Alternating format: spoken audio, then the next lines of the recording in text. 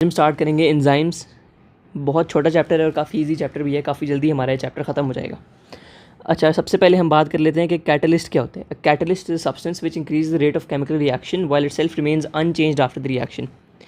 इससे क्या समझ आइए कि कैटलिस्ट रेट ऑफ रिएक्शन यानी कि स्पीड ऑफ रिएक्शन को कर देता है इंक्रीज़, ठीक है, और ख़ुद रिएक्शन ख़त्म होने के बाद ये वैसे ही होता है जैसे रिएक्शन से पहले था। It self it remains unchanged. काफ़ी सिंपल डेफिनेशन है, ये आपको याद होनी चाहिए कैटलिस्ट क्या होता है। और उसके बाद हमारी सेकंड डेफिनेशन है एंजाइम्स आर बायोलॉजिकल कैटलिस्ट। ये भी काफ़ी इंपॉर्टेंट है। ये दोनों आपको पता होंगी तो आप एंजाइम्स को अच्छी तरह समझ सकेंगे कि एंजाइम्स होते क्या हैं। एंजाइम्स हैं बायोलॉजिकल कैटलिस्ट, और कैटलिस्ट होता है कोई भी केमिकल सब्सटेंस जो केमिकल रिएक्शन का रेट इंक्रीज़ करता है लेकिन रिएक्शन के बाद वो खुद अनचेंज्ड होता है। जिस रिएक्शन को वो तेज़ कर रहा है उस रिएक्शन के ख़त्म होने के बाद एंजाइम या कैटलिस्ट वैसे ही होता है जैसे वो रिएक्शन स्टार्ट होने से पहले था या रिएक्शन में ऐड होने से पहले था, ठीक है। तो ये दोनों आपकी बेसिक डेफिनेशंस हैं एंजाइम की और कैटलिस्ट की। उसके बाद हम आ जाते हैं कि enzymes are protein in nature. This is also very important thing, ये आपको पता होनी चाहिए। Enzymes are protein in nature. अब अगर वो प्रोटीन इन नेचर हैं, ये इंपॉर्टेंट क्यों है कि उनके ऊपर सारे प्रोटीन वाली प्रॉपर्टीज़ हैं, सारे प्रोटीन वाले टेस्ट अप्लाई करेंगे, प्रोटीन्स के कैरेक्टरिस्टिक्स उन पर अप्लाई करेंगे, जो कि आपने थ्रू आउट द कोर्स पढ़ी है 5090 बायोलॉजी में या IGCSE बायोलॉजी में। जो कुछ भी आपने प्रोटीन्स के बारे में पढ़ा है, उनके नेचर के बारे में, उनके टेस्ट के बारे में, वो सब एंजाइम्स पे भी अप्लाई होगा। इसीलिए काफ़ी इंपॉर्टेंट बात है। तो अगर आप एंजाइम्स की बात करें तो आप बोलेंगे enzymes are biological catalysts, they increase the rate of reaction and themselves remain unchanged after reaction and they are protein in nature, ठीक है।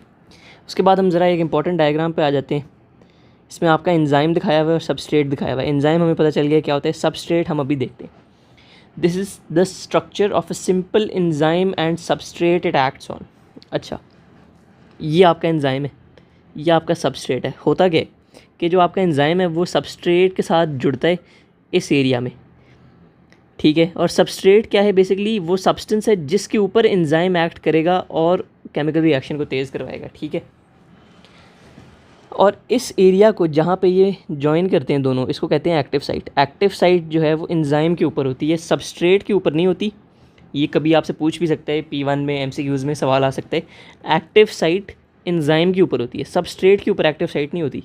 ये एक्टिव साइट है जिसको मैं लेज़र से हाईलाइट कर रहा हूँ, ठीक है। एक्टिव साइट वो जगह होती है जहाँ पे एंजाइम और सबस्ट्रेट कॉम्प्लेक्स बनाते हैं, जॉइन करते हैं। एंजाइम हमें पता चल गया क्या है, और सबस्ट्रेट होता है वो मॉलिक्यूल जिसके ऊपर एंजाइम एक्ट करे। यहाँ पे लिखा हुआ है the substrate is the molecule that the enzyme acts on, ठीक है। तो ये आपको मैंने एक बेसिक अंडरस्टैंडिंग के लिए डायग्राम बना के दिखाया है कि असल में ये ऐसे होगा। अब इसमें गौर करने वाली बात क्या है कि जो आपका एंजाइम है और जो आपका सबस्ट्रेट है, इन दोनों की शेप देखें। एंजाइम के ऊपर एक्टिव साइट की शेप और सबस्ट्रेट के ऊपर ये शेप, ये दोनों कॉम्प्लीमेंट्री हैं। कॉम्प्लीमेंट्री से मतलब है ये एक दूसरे में परफेक्टली फिट करेंगे।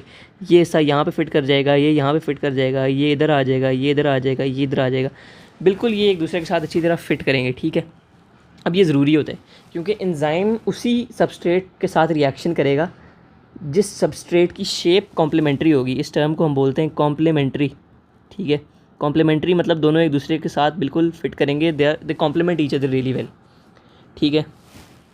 तो ये बात काफ़ी ज़रूरी है कि किसी एंजाइम का किसी सबस्ट्रेट पे एक्ट करने के लिए उन दोनों की शेप्स का कॉम्प्लीमेंट्री होना ज़रूरी है, ताकि ये वाला पार्ट सबस्ट्रेट का एक्टिव साइट के साथ आके अच्छी तरह बाइंड कर सके, ठीक है। और जब ये बाइंड करेंगे तो फिर ये एक मॉलिक्यूल बन जाएंगे, उसको एंजाइम सबस्ट्रेट कॉम्प्लेक्स बोलते हैं। उस पर हम बाद में जाते हैं आगे, ठीक है। अच्छा, सबस्ट्रेट हमने पढ़ लिया, the substrate is the molecule that the enzyme acts on. आगे आ जाते हैं। The enzyme and its substrate have complementary shapes so that they can bind together perfectly. ये बात हमने अभी डिस्कस की है कि सबस्ट्रेट और एंजाइम की कॉम्प्लीमेंट्री शेप होती है ताकि वो अच्छी तरह बाइंड कर सकें परफेक्टली, ठीक है। This is known as the lock and key hypothesis, ठीक है। ये बहुत इंपॉर्टेंट टर्म है, this is really important for your O level और IGCSE biology. Lock and key hypothesis आपको रिकॉल करना आना चाहिए, एक्सप्लेन करना आना चाहिए। लॉक एंड की हाइपोथेसिस, आप एक लॉक और एक की को देखें तो उसमें भी यही काम होता है ना। आपका एंजाइम को आप इमेजिन कर सकते हैं कि ये लॉक है, सबस्ट्रेट आपकी की है, आपकी की आपके लॉक के अंदर परफेक्टली फिट होती है, इसीलिए आप अपनी की से अपना लॉक खोल सकते हैं। अब मेरे जो घर का दरवाज़ा होगा उस पर ताला लगा होगा, मैं उसको अपनी गाड़ी की चाबी से तो नहीं खोल सकता क्योंकि वो कॉम्प्लीमेंट्री शेप नहीं है। कॉम्प्लीमेंट्री शेप किसकी होगी? घर के दरवाजे की चाबी की होगी, घर के लॉक के साथ। तो वो दोनों परफेक्टली बाइंड टुगेदर करेंगे और इसी तरह आप दरवाज़ा खोलेंगे। उसी तरह हर सबस्ट्रेट भी, हर एंजाइम जो उसका स्पेसिफिक एंजाइम होता है उसके साथ उसकी कॉम्प्लीमेंट्री शेप होती है ताकि वो बाइंड कर सके। इसको लॉक इन की हाइपोथेसिस कहते हैं। लॉक और की के मैकेनिज्म से इसको कंपेयर कर रहे हैं हम बेसिकली। सबस्ट्रेट आपका की होता है, एंजाइम आपका लॉक की तरह का होता है, ठीक है। ये कंपैरिजन के लिए हम इसको इस तरह डिस्कस करते हैं। इधर लिखा हुआ भी है कि Lok is the enzyme and की इज़ द सबस्ट्रेट। आगे आ जाते हैं यहाँ पे। When they bind together, an enzyme substrate complex is formed and the enzyme begins catalyzing and at last the product is formed. Simple सी बात है, हमें पता है ये दोनों कॉम्प्लीमेंट्री शेप्स हैं, ये एक दूसरे के साथ परफेक्टली बाइंड करेंगी। अब जब ये बाइंड कर देंगे तो ये हमारी एग्जांपल में कोई ऐसा सर्कल सा बनेगा, स्फीयर सी शेप बनेगी, ठीक है। उसको हम कहते हैं एंजाइम सबस्ट्रेट कॉम्प्लेक्स, क्योंकि एंजाइम और सबस्ट्रेट जुड़ जाते हैं और एक कॉम्प्लेक्स बना देते हैं, ठीक है। एक शेप उनकी बन गई, उसको हम कहते हैं एंजाइम सबस्ट्रेट कॉम्प्लेक्स। उस एंजाइम सबस्ट्रेट कॉम्प्लेक्स के फॉर्म होने के बाद एंजाइम अपनी कैटलाइजिंग शुरू करता है। बेसिकली वो कैटलाइज करता है रिएक्शन को। कैटलाइज करने का मतलब increase the rate of reaction, ठीक है। कैटलाइज करता है वो रिएक्शन को और उसके बाद आपका प्रोडक्ट फॉर्म होता है।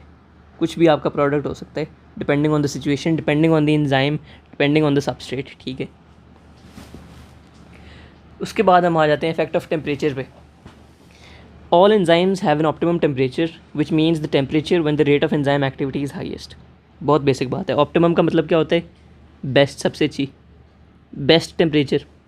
अब अगर किसी एंजाइम का कोई बेस्ट टेम्परेचर है तो इससे आपको पता चल गया कि उस टेम्परेचर पे एंजाइम की एक्टिविटी हाईएस्ट होगी। जब हाईएस्ट एक्टिविटी होगी, जब वो सबसे अच्छा परफॉर्म कर रहा होगा, उसी को हम उसका बेस्ट टेम्परेचर कहेंगे, यानी कि ऑप्टिमम टेम्परेचर कहेंगे, ठीक है। And if the temperature is lower than optimum, enzyme activity will be less. Obviously अगर एक एंजाइम है, हम एग्जांपल में बात कर लेते हैं कि एक एंजाइम 40 डिग्री सेल्सियस के टेम्परेचर पे सबसे अच्छा काम करता है, इसका मतलब है कि उसका ऑप्टिमम टेम्परेचर 40 डिग्री सेल्सियस है। अब इसका मतलब कि 40 डिग्री सेल्सियस पे रेट ऑफ एंजाइम एक्टिविटी सबसे ज़्यादा है, तो ऑब्वियसली जब 40 से कम टेम्परेचर होगा तो रेट ऑफ एंजाइम एक्टिविटी भी कम होगी। और ये बड़ा इंपॉर्टेंट पार्ट है कि if the temperature is higher than optimum pH, अगर हम कह रहे हैं कि ऑप्टिमम पीएच 40 है तो हम यहाँ पे एग्जांपल ले लेते हैं कि अगर 25 है तो एंजाइम एक्टिविटी लो होगी, और अगर temperature is higher, let's say हम कह देते हैं 66 डिग्री सेल्सियस है temperature, enzyme activity will decrease and enzyme activity will stop if the temperature is too high. समझ लें 75, 80 ऐसा कोई टेम्परेचर हो गया, 40 का ऑप्टिमम टेम्परेचर नहीं रहा, उससे डबल हो गया तकरीबन या बहुत ही ज़्यादा हो गया, तो enzyme will be denatured. Denatured का मतलब होता है enzyme shape deformed and no longer fit substrate. Denature का मतलब है कि जैसे ये एंजाइम है, इसकी ये वाली एक्टिव साइट इस सबस्ट्रेट के साथ बिल्कुल परफेक्टली फिट करेगी, लेकिन डी नेचर हो जाए तो क्या होता है कि एक्टिव साइट इसकी ख़राब हो जाती है, ऊपर नीचे हो जाएगी, डैमेज हो जाएगी। अब जब डैमेज हो जाएगी तो इसका मतलब है कि सबस्ट्रेट उसके साथ बाइंड नहीं कर पाएगा। बाइंड नहीं कर पाएगा तो एंजाइम एक्टिविटी क्या करेगा, तो वो फ़ौरन डिक्लाइन होना शुरू हो जाती है, ठीक है। इसका हम ग्राफ देख लेते हैं। ऐसे आप देखें यहाँ पे इस एक्सिस पे हम कर देते हैं टेम्परेचर, ठीक है। इस एक्सिस पे फिर ऑब्वियसली क्या होगा, रेट ऑफ एंजाइम एक्टिविटी होगी, रेट ऑफ एक्टिविटी। अब हम देख सकते हैं इस हमने कहा था 40 डिग्री सेल्सियस ऑप्टिमम टेम्परेचर है, तो एंजाइम एक्टिविटी आहिस्ता आहिस्ता बढ़ती जा रही है, बढ़ती जा रही है, बढ़ती जा रही है और 40 पे आगे पीक पे आ गई है, ठीक है। पीक के बाद 40 से जैसे ही ज़्यादा होना शुरू हुआ वो फ़ौरन नीचे जा रही है। आप नोटिस करें 40 से पहले जितना उसको टाइम ऊपर आने में लगा है उससे जल्दी वो नीचे चली गई है, क्योंकि यहाँ पे एंजाइम आपका डी नेचर हो गया। डी नेचर हो जाएगा तो फ़ौरन ही आपका एंजाइम एक्टिविटी ख़त्म हो जाएगी। उससे पहले क्यों नहीं एंजाइम एक्टिविटी ज़्यादा हो रही थी, क्योंकि काइनेटिक एनर्जी कम थी, के वाज लेसर देन रिक्वायर्ड, ठीक है। क्योंकि हमें पता है ना टेम्परेचर और काइनेटिक एनर्जी आपके रिलेटेड है।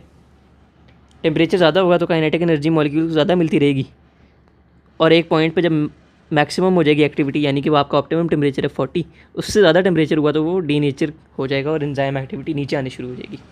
यही बात इधर भी लिखी हुई है यहाँ पे। This is the graph of enzyme activity and temperature and optimum temperature for this enzyme is 40, क्योंकि आप देख सकते हैं कि हाईएस्ट एक्टिविटी भी 40 पे। If temperature is lower than optimum temperature then the enzyme activity will be less because the enzyme will not have enough kinetic energy, ठीक है। Kinetic energy is dependent upon temperature.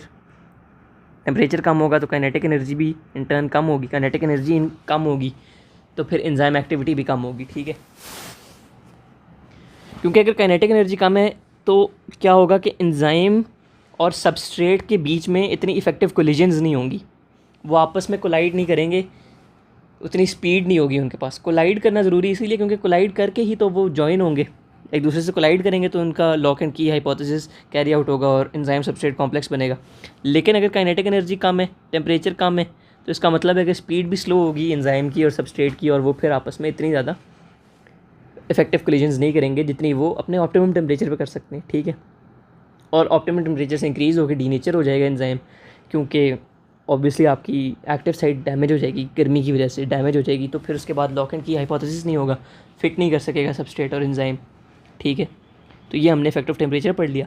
अभी तक हमने पढ़ा कि catalyst क्या होता है, एंजाइम्स क्या होते हैं, protein in nature, simple diagram देख ली एंजाइम सबस्ट्रेट कॉम्प्लेक्स की, सबस्ट्रेट की डेफिनेशन पढ़ ली, एंजाइम सबस्ट्रेट कॉम्प्लेक्स पढ़ लिया, लॉक एंड की हाइपोथेसिस पढ़ लिया, ठीक है। उसके बाद इफेक्टिव टेम्परेचर पढ़ लिया हमने, जिसमें हमने पढ़ा ऑप्टिमम टेम्परेचर क्या होता है, टेम्परेचर लोअर होगा तो क्या होगा, टेम्परेचर हायर होगा तो क्या होगा, डी नेचर किसको कहते हैं ये आपको याद होना चाहिए टर्म। फिर हमने एक ग्राफ देख लिया एग्जाम्पल के तौर पे। फिर हमने डिस्कस किया कि काइनेटिक एनर्जी क्यों कम हो जाती है टेम्परेचर कम होने से, और उससे एंजाइम एक्टिविटी क्यों कम हो जाती है। अब इसी तरह का हम पीएच पे भी देखते हैं, ये हमारा लास्ट टॉपिक है इस चैप्टर का। Enzyme activity is also affected by pH and all enzymes have an optimum pH, ठीक है। पीएच क्या होती है, पीएच अगर आपको नहीं पता, पीएच होती है कि कोई चीज़ कितनी एसिडिक या एल्कलाइन है, ठीक है। एसिडिक या एल्कलाइन को बेसिक भी बोल दें आप, ठीक है।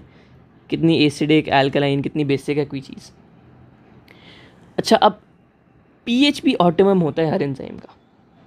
Just like temperature, enzyme is denatured if pH is too high और टू लो भी है तो एंजाइम नहीं काम करेगा। इस तरह इस एग्जांपल में हम कर लेते हैं कि एग्जांपल पीएच ऑप्टिमम जो है वो है 8।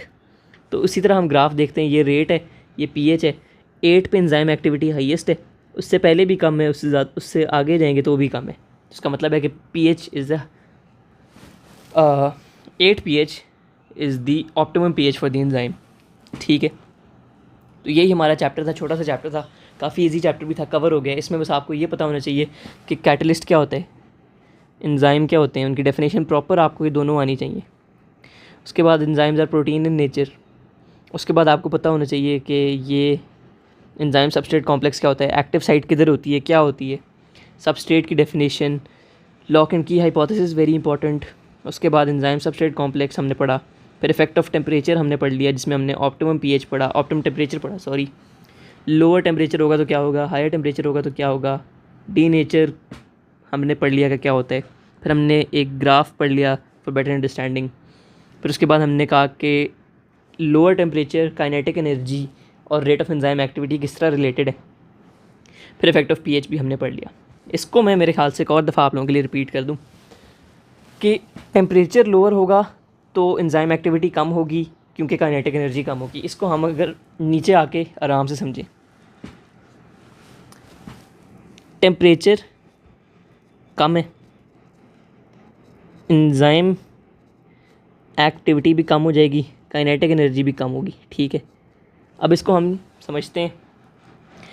फॉर एग्ज़ाम्पल, हमारा ये जो एंजाइम है इसका ऑप्टिमम टेम्परेचर है 40 डिग्री सेल्सियस। जो मैंने टेम्परेचर दिया हुआ है अपने सोल्यूशन को वो है 21 डिग्री सेल्सियस फॉर एग्ज़ाम्पल। अब क्या होगा कि जो इस तरह के एंजाइम मॉलिक्यूल्स होंगे और जो इस तरह के सबस्ट्रेट मॉलिक्यूल्स होंगे, इन्होंने आपस में करना होता है कोलाइड। कोलाइड कैसे करेंगे, ये बहुत ज़्यादा होते हैं, इस तरह के और भी बहुत ज़्यादा होंगे आसपास, ठीक है। कोलाइड कैसे करेंगे, जब इनकी स्पीड होगी, ऐसे एक दूसरे की तरफ आएंगे, इनकी टक्कर होगी, ठीक है। तो ये एक्टिव साइट और एक्टिव साइट सबस्ट्रेट के साथ जुड़ेगी और फिर इनकी एंजाइम सबस्ट्रेट कॉम्प्लेक्स बनेगा। अब अगर टेम्परेचर ऑप्टिमम होगा, यानी कि इनके पास स्पीड भी काफ़ी होगी दोनों के पास, और ये अच्छी स्पीड पे कोलाइड करेंगे। अच्छी स्पीड पे कोलाइड करेंगे यानी कि ज़्यादा कोलाइड करेंगे, ज़्यादा मॉलिक्यूल्स आपस में कोलाइड करेंगे। टेम्परेचर कम होगा तो ये स्लो होंगे एंजाइम्स, ज़्यादा कोलाइड भी नहीं करेंगे। ज़्यादा कोलाइड नहीं करेंगे तो इसका मतलब है परसेंटेज ऑफ कोलिजन्स कम हो जाएगी। परसेंटेज ऑफ कोलिजन्स जब आपकी कम हो जाएगी तो ऑटोमेटिकली आपकी एंजाइम एक्टिविटी भी कम हो जाएगी ना, क्योंकि एंजाइम एक्टिविटी के लिए दोनों का जॉइन होना ज़रूरी है। जॉइन वो तब भी होंगे जब वो कोलाइड होंगे। अगर आपकी कोलिजन्स ही कम हो रही हैं तो एंजाइम एक्टिविटी भी इस वजह से कम हो जाएगी। So hopefully that make sense. बाकी हमारा ये चैप्टर कंप्लीट हो गया और now will move on to some other chapters.